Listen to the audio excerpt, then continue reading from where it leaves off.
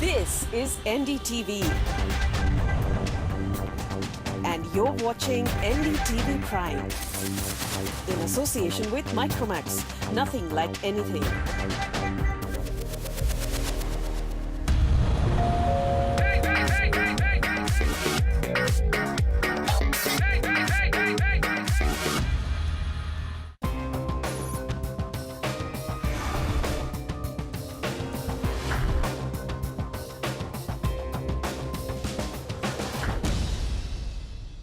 Property बाजार में निवेश की सटीक सलाह के साथ पेश है आपका पसंदीदा show property India.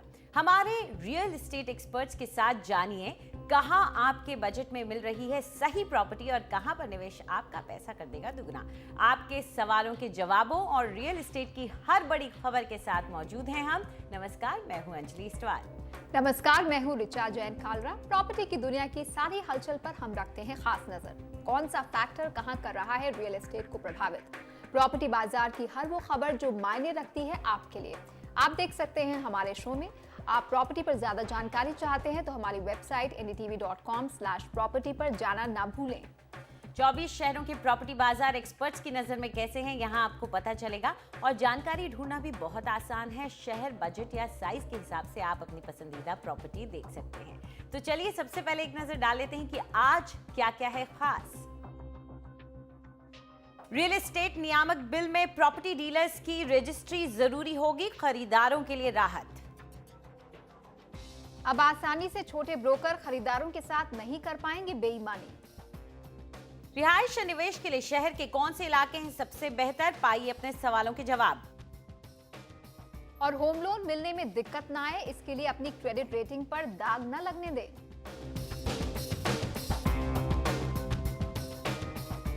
Property market में कई बार निवेशकों की गाढ़ी कमाई प्रॉपर्टी डीलर के फर्जीवाड़े के चलते डूब जाती है। ऐसे में खरीदारों को धोखाधड़ी से बचाने के लिए कई कदमों की जरूरत है, जैसे कि प्रॉपर्टी डीलर्स का रजिस्ट्रेशन। इस दिशा में सरकार की तरफ से प्रस्तावित रियल एस्टेट रेगुलेटर कानून में ये प्रावधान शामिल है। इंतजार है इसके पास होने का और इसके अमल में आने का। सरकार का मानना है कि प्रॉपर्टी डीलर्स के रजिस्ट्रेशन से छोटे मोटे प्रॉपर्टी डीलरों के हाथों धोखाधड़ी पर लगाम लग पाएगी। महेश चंद फुलोरिया दिल्ली में सरकारी नौकर हैं, इसलिए उन्हें यहाँ घर की दिक्कत नहीं हुई। 2012 में उन्होंने खुद और अपने बच्चों के लिए एक फ्लैट खरीदने का मन बनाया।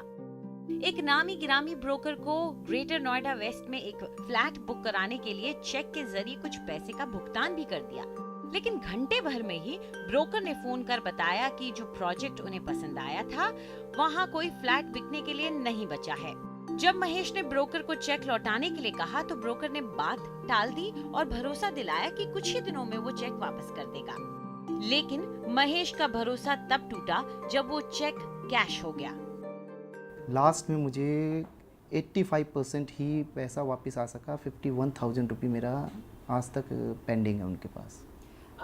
ऐसा एक्सपीरियंस होने के बाद आपने दोबारा प्रॉपर्टी खरीदने की या किसी प्रॉपर्टी डीलर के जरिए जाने की? सोचने की भी बात नहीं है ये सोचना नहीं है।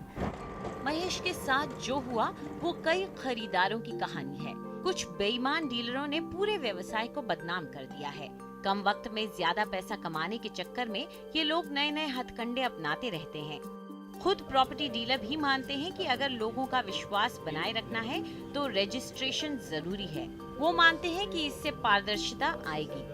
सेबी गाइडलाइन के अकॉर्डिंग हम जो भी प्राइस NCFM मॉड्यूल है, आपने चेक भी किया होगा फाइनेंशियल गाइडलाइन में, उसमें हमारे पास 18 मॉड्यूल होते हैं सर्टिफिकेशंस के लिए, एंट्री लेवल से लेके ZXY लेवल तक। वो 18 मॉड्यूल को लोग क्रॉस करते हैं, उसके सर्टिफिकेशन तो उसकी कीमत बढ़ती है और उसकी फाइनेंशियल वैल्यू बढ़ती है। जिन लोगों ने 18 मॉड्यूल क्रॉस कर लिया है वो फाइनेंशियल सेक्टर में काफ़ी हाई लेवल पे चले गए हैं। तो मेरा ये मानना है कि रियल एस्टेट की बॉडी में भी इसी तरीके से मॉड्यूल है, एंट्री लेवल हो, फिर उसके आगे का लेवल हो, उसके आगे का। तो जैसे जैसे हम लोग काम कर रहे हैं 5 सालों से, अगर हम लोग एंट्री लेवल और आगे के लेवल से बढ़ते बढ़ते तो हमारी एक पूरा चैनल बनेगा कि हाँ हम इस लेवल पे काम कर रहे हैं, जिससे कस्टमर को हमारी प्रोफाइल को चेक करने में आसानी होगी। हमारा कस्टमर टर्नओवर भी देख सकता है, हमारे कस्टमर हमारे नॉलेज को भी परख सकता है, हमारे सर्टिफिकेशन को भी चेक कर सकता है। प्रॉपर्टी डीलर बिल्डर और खरीदार के बीच की एक अहम कड़ी है, इसलिए ये जरूरी है कि इस काम में पूरी ईमानदारी बरती जाए। कभी कभी खरीदारों को लुभाने के लिए ऐसे वादे तक कर दिए जाते हैं जो बिल्डर की तरफ से कभी डील का हिस्सा ही नहीं थे। कई बार वो ऐसी चीज़ें कमिट कर देते हैं जो डेवलपर ने ओरिजिनली नहीं कमिट करी हुई, जिसकी वजह से जब फाइनली कस्टमर को मकान मिलता है तो उसको एक निराशा सी होती है कि मेरे को एक डीलर ने ये भी बोला था, वो भी बोला था, वो भी बोला था। तो ये बहुत ज़रूरी है कि डीलर्स को अवॉइड नहीं किया जा सकता। इट इज़ बेटर कि डीलर्स को एजुकेट किया जाए, ट्रेनिंग किया जाए, उनको सबको सर्टिफिकेशन दिया जाए, ताकि उनको ये क्लियर हो कि दे कैन नॉट जस्ट मतलब कुछ भी बोल के निकल नहीं सकते हैं। इस तरीके का माहौल होना चाहिए और इस तरीके से काम होना चाहिए प्रोफेशनल तरीके से कि there are no loose ends, कि कल को कुछ nothing is left to chance. तो इसलिए अगर ये कम्युनिटी ब्रोकर्स की अगर रजिस्ट्रेशन होती है तो थोड़ा ज़्यादा प्रोफेशनलिज्म आएगा, रिस्पॉन्सिबिलिटी ज़्यादा होगी और ये कस्टमर के प्रति भी ज़्यादा रिस्पॉन्सिबिलिटी होगी, बिल्डर के प्रति भी रिस्पॉन्सिबिलिटी होगी। तो जो चेन है इसमें कहीं कोई जिसको बोलते हैं ना किंग्स नहीं रहेंगे कि भाई हाँ स्मूथ फ्लो ऑफ इंफॉर्मेशन। ये क्लाइंट की सेफ्टी जितनी है तो वो तो है ही, उसमें कोई दो राय नहीं है। डेवलपर के लिए भी बहुत सेफ है कि जी मुझे मालूम है कि मैं उसी बंदे को ऑथराइज कर रहा हूँ जिसके पास में 2 3 4 सर्टिफिकेट्स हैं या लाइसेंसेस हैं, उसने कहाँ काम किया हुआ है, कोई पेंडिंग केसेस तो नहीं है उसके नाम पे, कौन कौन सी कंपनियों को रिप्रेजेंट करता है और वो करंटली वो लाइसेंस्ड है काम करने के लिए। तो ये तो बड़ी अच्छी बात है क्लाइंट के लिए भी और डेवलपर के लिए भी। किसी भी खरीदार के लिए बाजार में मौजूद विकल्पों को खंगालने का सबसे अच्छा जरिया होते हैं प्रॉपर्टी डीलर। और अगर यही प्रॉपर्टी डीलर एक भरोसेमंद ठप्पे और गारंटी के साथ आए तो ये रियल एस्टेट सेक्टर को एक नियोजित उद्योग बनाने की राह में एक और अहम कदम होगा। नई दिल्ली से अंजलि इस्टवाल, एनडीटीवी के लिए। तो कितना ज़रूरी है प्रॉपर्टी डीलर्स का ये रजिस्ट्रेशन किया जाना है, इसके बारे में चर्चा करने के लिए हमारे साथ मौजूद हैं पवन जसूजा, जो कि डायरेक्टर हैं फिनलेस कंसल्टिंग प्राइवेट लिमिटेड के, एक बड़ी कंपनी है जो कि इसी का इलाके में काम करती है, और साथ में अभय कुमार हैं जो कि चेयरमैन एंड मैनेजिंग डायरेक्टर हैं गृह प्रवेश बिल्टेक प्राइवेट लिमिटेड के। आप दोनों का स्टूडियो में आने के लिए शुक्रिया। तो सबसे पहले शुरुआत आपसे करते हैं पवन, कि आप लोगों को क्या लगता है कि अगर रजिस्ट्रेशन कंपलसरी कर दी जाती है आप लोगों के लिए तो आप लोगों को कोई परेशानी या दिक्कत नहीं है इससे? नहीं अंजलि, मेरे ख्याल से तो बहुत अच्छा मूव है। जो जितने भी प्रोफेशनल ब्रोकर्स हैं वी आर डिमांडिंग फ्रॉम, हम 3-4 साल से यही डिमांड कर रहे हैं कि जिस तरह इंश्योरेंस इंडस्ट्री में या फिर बैंकिंग इंडस्ट्री में या किसी भी फाइनेंशियल ट्रांजैक्शन में रजिस्ट्रेशन मस्ट है, वैसे ही ना केवल रजिस्ट्रेशन होना चाहिए बल्कि एंट्री लेवल के लिए कोई ना कोई एग्ज़ाम होना चाहिए। जितने भी आप केसेस की बात कर रहे हैं जो फ्रॉड हो रहे हैं या जितनी भी चीटिंग्स हो रही हैं, वो सारी की सारी चीटिंग स्मॉल स्केल के ब्रोकर्स जिनका कोई सेटअप नहीं है, जिन्होंने कोई 1 या 2 एम्प्लॉय रखे हुए हैं, उन सब के थ्रू हो रहा है। आज ना केवल रजिस्ट्रेशन होना चाहिए बल्कि कंप्लेंट बॉक्स भी होना चाहिए एक, कि अगर आज मेरा रजिस्ट्रेशन है, सब कुछ है और मेरे कोई भी कस्टमर मेरे से सेटिस्फाई नहीं है तो वो एक कंप्लेंट भी रजिस्टर कर सके। There should be a centralise system at India level. इससे ना केवल कॉन्फिडेंस कस्टमर का बल्कि बिल्डर्स का भी ब्रोकर्स पे बहुत ज़्यादा बढ़ेगा। जी अभय, आपका क्या मानना है प्रॉपर्टी मार्केट में प्रॉपर्टी डीलर्स की तरफ से जो फर्जीवाड़ा होता है उसे रोकने के लिए प्रॉपर्टी डीलर्स का रजिस्ट्रेशन कितना कारगर होगा? ये प्रॉपर्टी डीलर्स का रजिस्ट्रेशन मेरे हिसाब से बहुत ही ज़रूरी कदम है। इसमें अभी तक रियल एस्टेट रेगुलेटरी अथॉरिटी ने इस चीज़ को अभी कंपलसरी किया है। आज के डेट में आप ये देखें तो real estate largest asset class है और इस लार्जेस्ट एसेट क्लास के पास कोई भी ब्रोकर्स एम्पैनलमेंट का कोई प्रोविज़न नहीं था। अब ब्रोकर्स का रजिस्ट्रेशन जब एक बार हो जाता है, रियल एस्टेट रेगुलेटरी अथॉरिटी के साथ रजिस्टर्ड ब्रोकर्स आ जाते हैं, तो फिर उसके बाद अगला कदम होगा कि बिल्डर्स वो सारे ब्रोकर्स को उसमें से सेलेक्ट करके उनको एम्पैनल कर सकते हैं अपने कंपनी के लिए, अपने किसी प्रोजेक्ट के लिए, और उसके बाद वो अपने प्रोजेक्ट के बारे में सारा कुछ समझा सकते हैं कि इसमें हमें कैसे बेचना है, हम क्या क्या डिस्काउंट ऑफ़र कर सकते हैं, क्या क्या फ्रीबीज ऑफ़र कर सकते हैं, और इसके बेसिस पे वो अपने एजुकेटेड ब्रोकर्स को मार्केट में सेल करने के लिए भेज सकते हैं। यहाँ पर पवन, मैं आपसे जानना चाहूँगी कि अगर इस तरह की कोई लॉ आता भी है कि रजिस्ट्रेशन किया जाना चाहिए, लाइसेंस दिया जाना चाहिए, तो ये शायद राज्य के स्तर पर भी इसको इम्प्लीमेंट करना पड़ेगा। तो आपको लगता है क्या ये इम्प्लीमेंट करना आसान रहेगा? क्या इसमें कोई प्रॉब्लम्स आप देखते हैं इसको सुचारू रूप से लागू करने में? देखिए, सबसे पहले तो रजिस्ट्रेशन बहुत आसान होना चाहिए। Second, instead of state level it should be on India level. आज जितने भी अच्छे प्लेयर्स हैं उन सबका ये मोटिव है या विजन है कि वो ना केवल एनसीआर की प्रॉपर्टी बेचें बल्कि वो बॉम्बे, अहमदाबाद या बेंगलोर की प्रॉपर्टी भी बेचें। रजिस्ट्रेशन सिंगल विंडो होना चाहिए जिसमें पैन कार्ड, उस कंपनी का रजिस्ट्रेशन, सब कुछ रहना चाहिए, और जब भी कोई कंप्लेंट हो तो ट्रेस करना बड़ा आसान हो।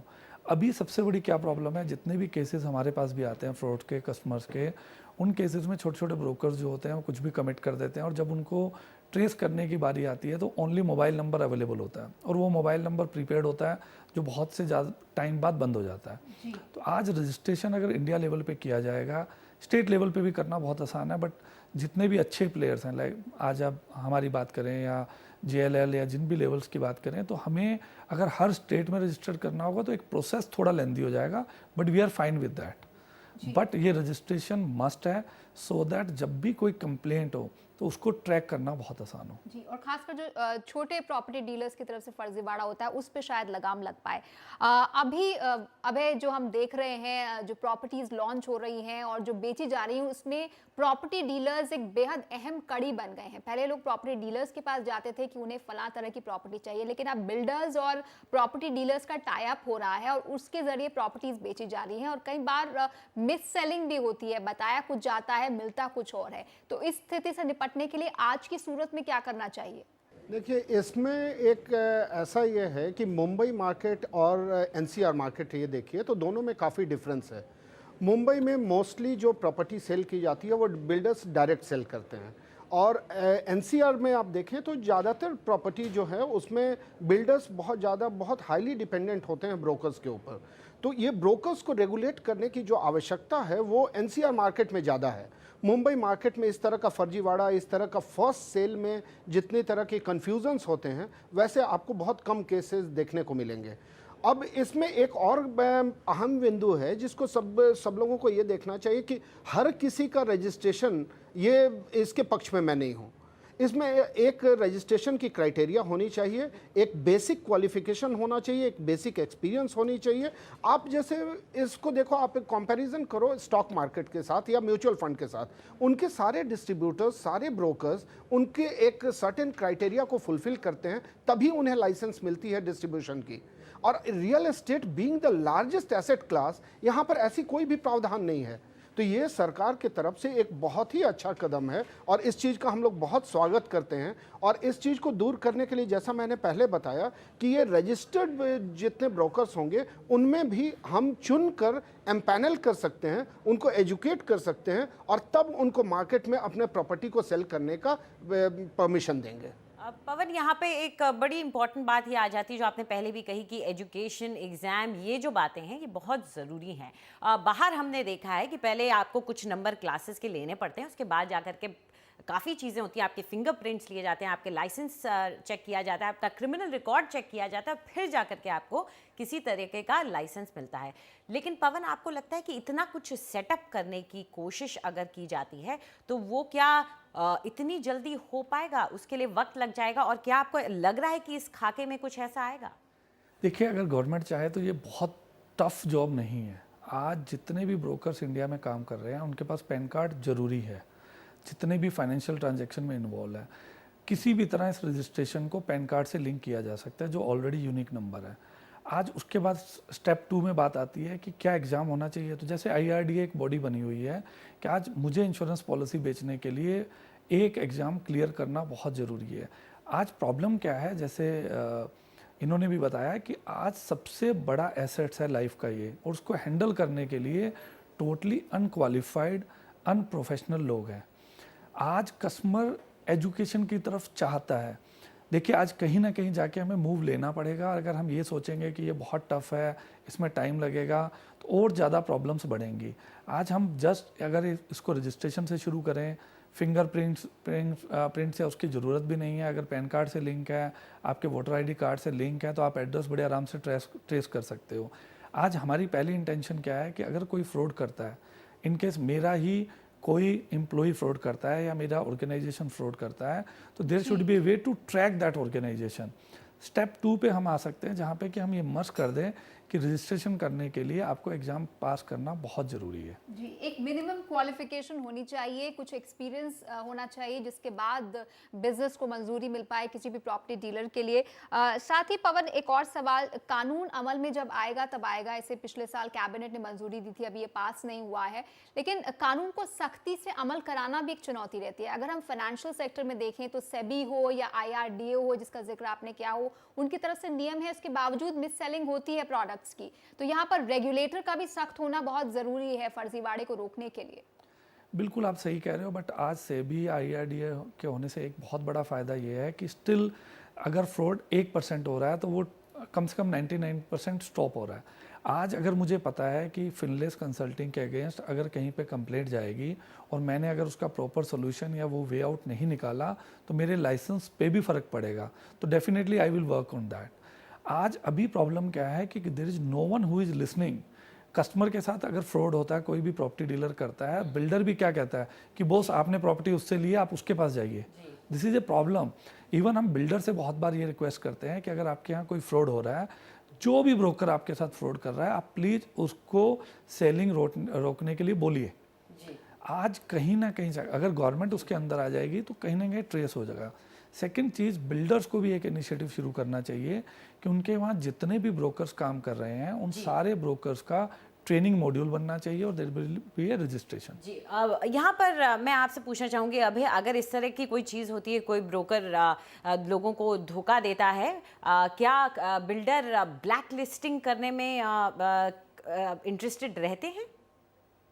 बिल्कुल, मैं तो इस बात को बार बार जोर दे रहा हूँ इस बात पे कि ब्रोकर्स जितने भी हैं उनको एम्पैनल करें।